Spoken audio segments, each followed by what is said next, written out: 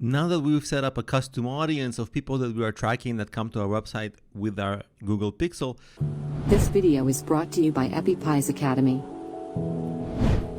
we're going to create a new campaign and actually retarget those people. So we're going to say new campaign, and then we're just going to say, let's say leads or whatever. And then we're going to say display, and we're going to say standard display campaign.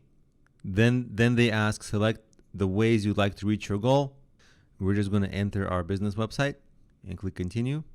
You're going to give it a better campaign name. We're going to just stay with this for now, and whatever the geography you want to target, it's totally up to you. Language is totally up to you.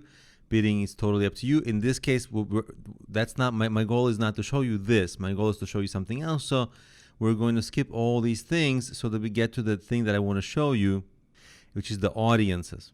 If you have a custom audience that you created, you can select that one.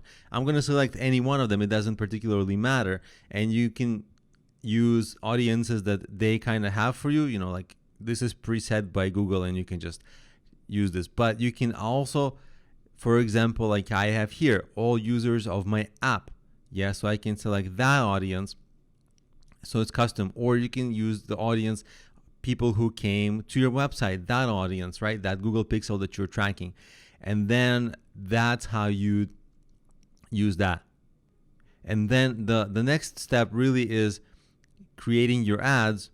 The only thing you'd have to do is basically create your visuals. These are display ads. So whenever people go on any website, xyz.com, if that website is showing ads, your display ads are going to show up. So you might have a freelancer who's like a graphic designer create these ads for you, and the most common ad is like the square box. It's like 250 by 250, and once you have that, then you can resize it to other squares, and that's the most common ad.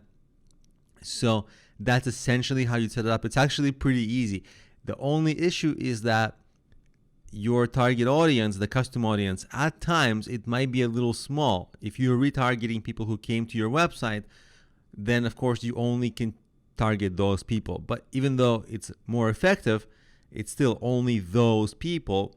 So it is a small audience, but it is a good audience. So in all cases, it's recommended that you early on your website set up a pixel to track your custom audience, that is all of website visitors and people who perform desired actions.